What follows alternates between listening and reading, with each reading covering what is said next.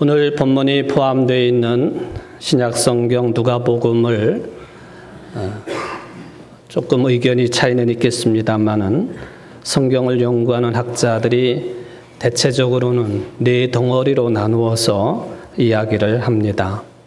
그 첫 번째 내용이 예수님의 탄생에 관한 이야기이고, 두 번째 내용이 갈릴리 호수를 중심으로 그 주변에서 사역을 하셨던 예수님에 관한 말씀입니다. 그리고는 세 번째 내용이 예루살렘으로 예수님께서 십자가를 지시러 가시는 그런 도중에 있었던 내용들이 세 번째 내용이고, 네 번째 내용이 예루살렘에서의 고난과 죽으심과 부활하심, 이것이 이제 누가복음의 마지막 내용이 되겠습니다. 그런데 이 네 덩어리의 내용 가운데에 예수님께서 내가 이제 예루살렘으로 가야 되겠다, 그렇게 말씀하시고 예루살렘으로 향하시는, 그리고는 그 도중에 있었던 그런 내용들이 가장 긴 내용으로 알려져 있습니다. 오늘 17장 내용이 바로 그 중에 일부분의 내용이 되겠습니다. 그런데 이 예루살렘으로 가시는 도중에 주셨던 많은 그 말씀들은 대체적으로 어떤 사람들에게 주신 말씀이냐를 따져보면은 바로 선택받은 12명의 제자들, 누가복음에서는 그들을 사도들이라 부르고 있는데 바로 이 사도들에게 주신 말씀들이 핵심을 이루고 있습니다. 물론 그 외에도 그 어떤 특정한 사람들에게 주신 말씀들이 있기는 합니다만은 제자들에게 집중적으로 말씀하신 내용이 세 번째 단락으로 구분이 됩니다. 왜 예수님께서 십자가를 지시러 예루살렘에 가시면서 12명의 택함받은 사도들에게 이런저런 말씀을 하셨겠는가? 그것은 우리가 충분히 그 이유를 생각해 볼 만한 내용들이 되겠습니다. 예수님은 지금 십자가를 지시러, 즉 죽으시려고 예루살렘으로 가고 있습니다. 그런데 제자들은 아직도 예수님께서 예루살렘에 왜 가시는지에 대한 이해가 부족했습니다. 저들은 생각하기를 예수님께서 예루살렘에 들어가시면 아마도 통치자가 되시지 않겠는가 하는 기대를 가지고 있었던 것 같습니다. 통치자가 되면 자신들에게도 세상 삶에 이런저런 유익이 주어질 것이라고는 생각도 함께 하게 되었습니다. 아직도 이런 수준에 놓여 있는 제자들에게 예수님께서는 하실 말씀이 굉장히 많으셨던 것 같습니다. 그 중에 오늘 이제 다른 사람을 실족해 하는 자는 큰 벌을 받을 것이다 하는 말씀이 17장 1절 이하에 나와 있습니다. 그리고 용서해야 된다라고 하는 말씀도 뒤이어서 나오고 있습니다. 다른 사람을 실족해 해서는 안 된다. 그리고 몇 번이라도 누구라도 용서해야 된다라는 이 말씀을 듣고는 제자들이 예수님에게 요청을 합니다. 우리에게 믿음을 더해 주옵소서 하는 그런 요청을 하게 되었습니다. 아마 예수님께서는 생각하시기를 때는 이때다 생각하셨던 것 같습니다.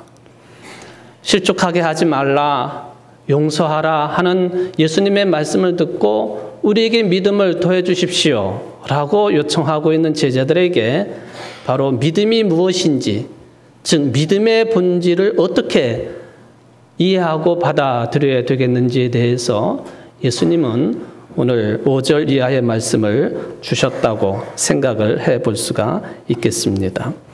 오늘 이제 5절 이하의 말씀이 본문이 되겠습니다만은 바로 이 1, 2절의 실족에 관한 이야기, 그리고 3, 4절의 용서에 대한 이야기, 그리고는 세 번째 내용으로 바로 오늘 이제 믿음에 대한 이야기를 풀어 가십니다. 우리에게 믿음을 더하소서. 이 요청은 사실은 보면 굉장히 기특한 요청이 될 수가 있겠습니다. 아마도 제자들 생각에는 믿음이 중요하다라는 생각을 했던 것 같습니다. 제자들이 우리에게 믿음을 더해달라고 요청을 했을 때 저는 누가복음이나 다른 복음서에 보면은 예수님께서 많은 사람들을 향해서 말씀하신 것 같지만은 그러나 예수님이 베푸시는 말씀과 그리고 기적과 이삭 가운데에서 제자들에게 하신 말씀이 있습니다. 믿음이 적은 자들아 라고 하는 말씀입니다. 아마도 제자들은 예수님께로부터 믿음이 적은 사람들이라고 하는 그런 평가에 대해서 늘 부담을 가지고 있지 않았을까 생각을 해봅니다. 그건 일종의 책망이기 때문에 그렇습니다. 제자들이 거의 3년 동안이나 예수님을 주님으로 모시고 따라다니기는 했지만은 그 믿음에 대해서는 잘못된 생각 때문에 하나님의 나라를 이해할 수가 없었고 또한 믿음을 바르게 얻을 수가 없었습니다. 그러기에 제자들의 이러한 믿음을 더해달라고 하는 간청을 통해서 예수님은 믿음에 대해서 분명한 인식을 갖고 그리고 삶으로 이어갈 것을 원하는 그런 뜻에 따라서 여기 겨자씨만한 믿음이라고 하는 그런 말씀을 전해주게 되었습니다. 주님, 우리에게 믿음을 더해 주십시오. 너에게 겨자씨 하나일 만한 믿음이라도 있으면 이 뽕나무더러 뽑혀서 바다에 심겨라 하면 그대로 될 것이다. 이게 믿음을 더해달라고 하는 요청에 대한 예수님의 답변의 첫 내용이 되겠습니다.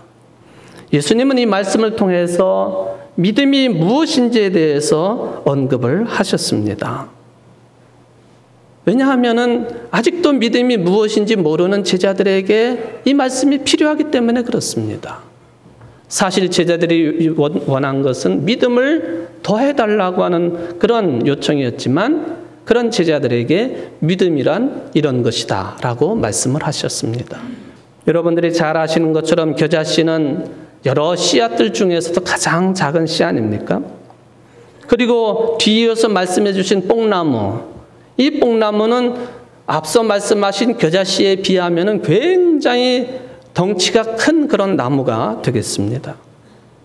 삭개오가 예수님을 만나려고 뽕나무 위로 올라갔다 하는 그런 기록을 보더라도 이 뽕나무가 사람들이 즉 어른이 올라가도 될 만큼 크기로 자라날 수 있는 나무인 것을 제자들도 알고 있었고 또 예수님의 이 말씀을 듣는 사람들, 유대인들은 다 잘 알고 있는 그런 내용이 되겠습니다. 그러니까 뽕나무를 그를 뿌리채 뽑아가지고 바다에 옮긴다라고 하는 것은 간단한 문제가 아닙니다. 이거는 거의 불가능한 일에 해당이 될 것입니다.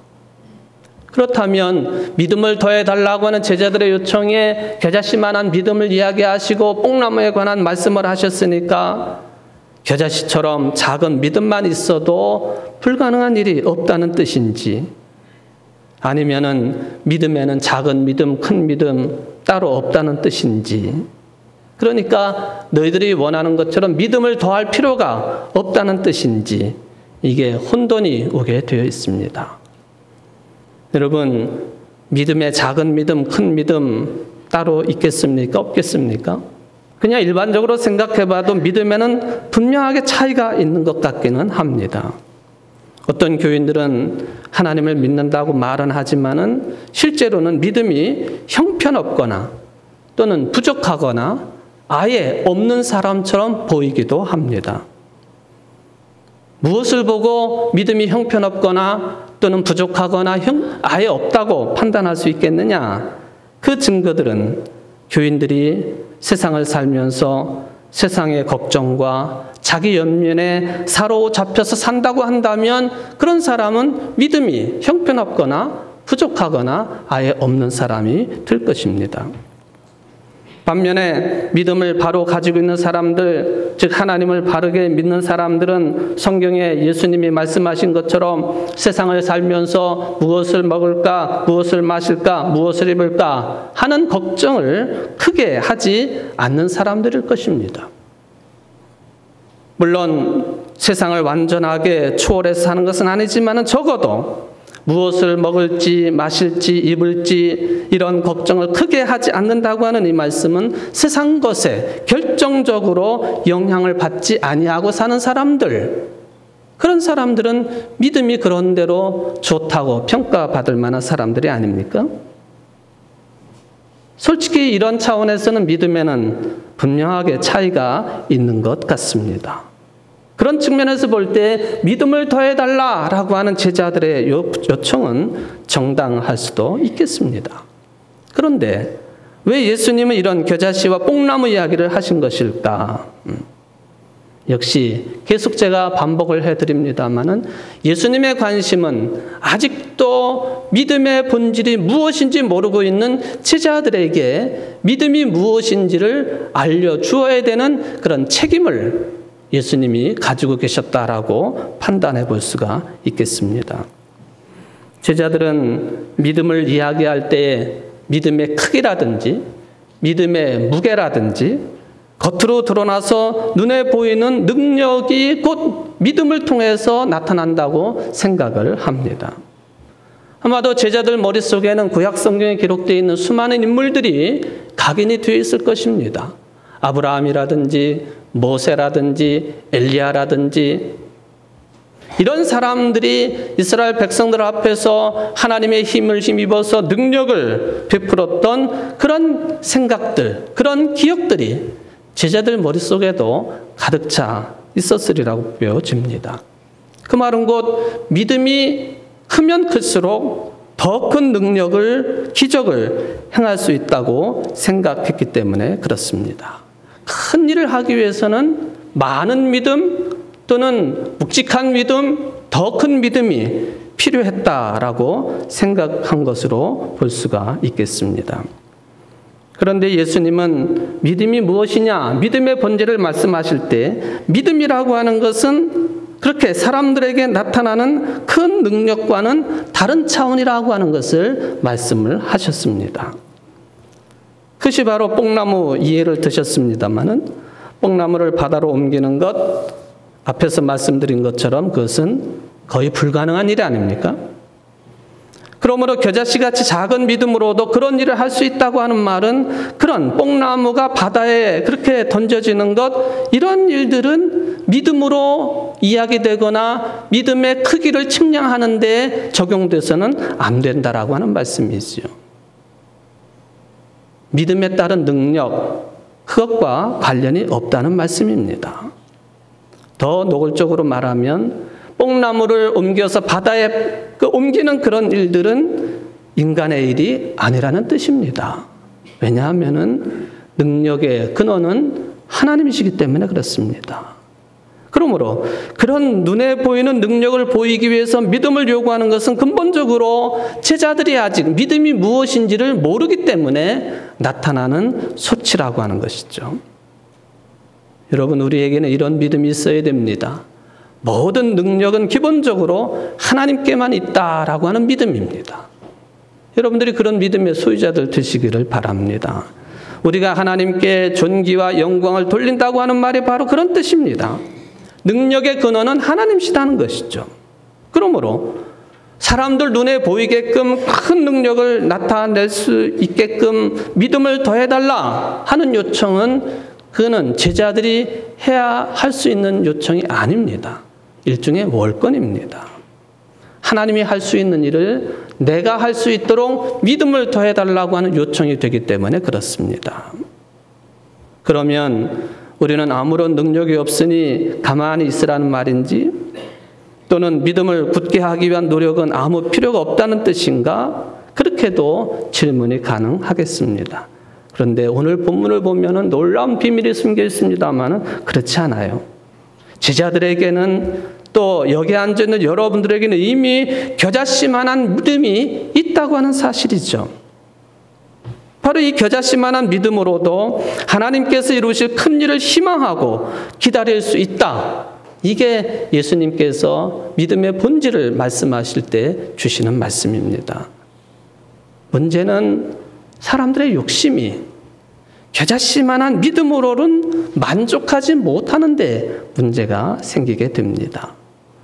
도대체 왜 우리들은 이 겨자씨만한 믿음으로도 하나님이 이루시는 큰 일을 바라보고 희망하고 기다릴 수 있음에도 불구하고 왜 제자들처럼 거기에 만족하지 못할까? 그 이유가 무엇일까?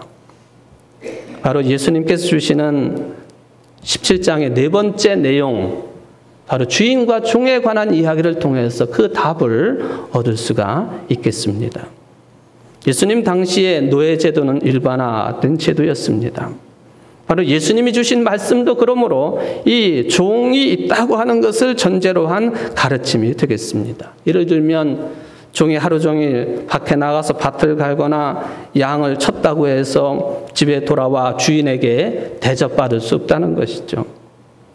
돌아와도 주인의 식사 준비를 해야 되고 주인이 밥을 다 먹을 때까지 대기하고 있다가 그리고 나서 종이 먹을 수 있다 했습니다.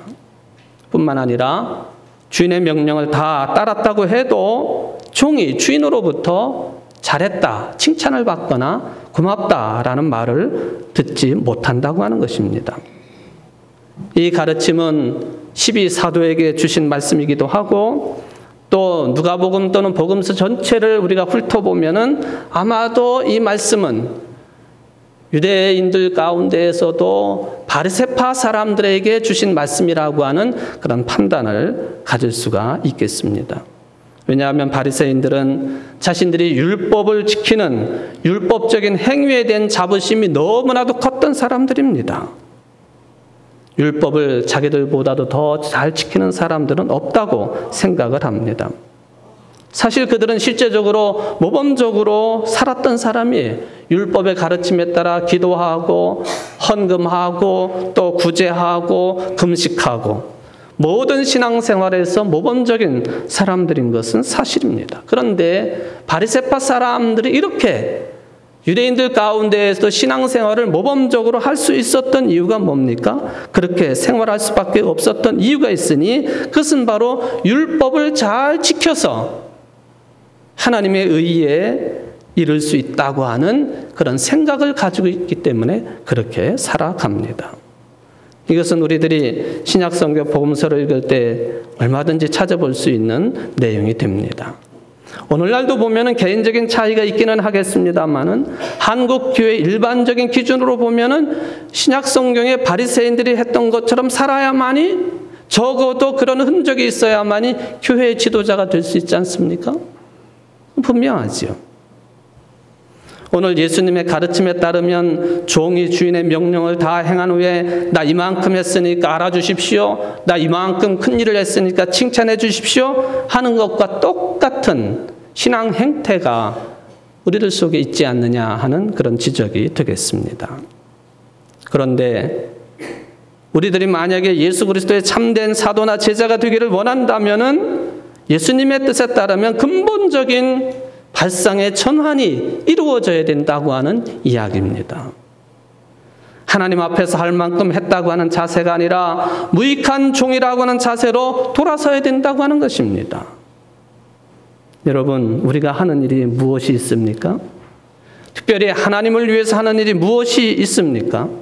엄격하게 말하면 여러분들이 또는 우리가 하나님을 위해서 한 일은 아무것도 없습니다. 오히려 모든 것들이 하나님께서 우리를 위해서 하시는 일들이다 하는 것입니다.